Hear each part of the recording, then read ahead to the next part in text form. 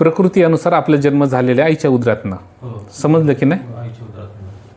आईच्या उदरातनं आपलं प्रकृती अनुसार जन्म झालाय. त्याच्यामुळं आपण कोण आहेत? मनुष्य गण. सर्वजण मनुष्य गण आहेत. ठीक आहे. तर हाच 84 लक्ष योनी नंतर येणारा जन्म. कुठला? हो. आता तुम्हाला मी महत्त्वाचं सांगतो की गुरुनी शिष्याला ज्ञान कसं द्यावं.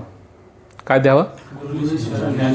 कसं द्यावं, कसं नाही, आणि कशा पद्धतीने शिष्यांनी ज्ञान गुरुकडनं घेतलं पाहिजे, आणि गुरु कसा शोधला पाहिजे शिष्यानी, हे सर्वात महत्त्वाचं. ज्यावेळेस मी गुरुनी कसं शिष्याला ज्ञान द्यावा हे ज्यावेळेस मी सांगन त्यावेळेस समोरच्याला कळन की गुरु कसा असावा. ठीक आहे. मग त्यानंतर मी सांगन की शिष्यानी गुरुला कसं ओळखावा. गुरु कधीच कुठल्या शिष्याला शोधत जात नाही. काय?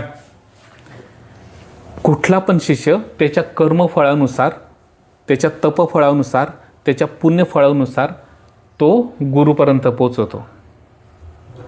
पण त्यासाठी त्याला योग्य गुरु शोधण्यासाठी प्रत्येक मनुष्य जे आहे त्याला भेटावं लागतं. मग तो गुरु कसा आहे? कुठल्या पंथातला असो, कुठलाही पंथ. काय? 12 पंथांपैकी कुठलाही पंथ असो, त्या पंथांपैकी, आणि 130 जातीपैकी कुठलेही असो.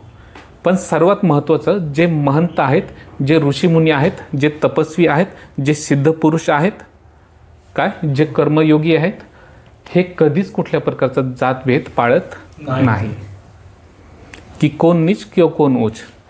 आता तुम्ही ज्यावेळेस इथं आलात तुमची कोणी जातभेद बघितली? जातीप्रमाणे तुम्हाला कोणी वावरलं? तुम्हाला इथं जेवण कसं दिलं जातं? सर्व समान. तुमच्या संग मी जेवण कसं खातो? जे तुम्ही खाताय तेच मी खातो. बरोबर?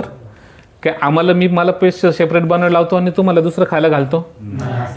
असं आहे का? मग त्याच्यामुळे सर्वात महत्त्वाचं काय असते का गुरुचं कर्तव्य, काय नाही, तर सर्वांनी नीट ध्यानात ठेवा. आता गुरुचं कर्तव्य काय असतं?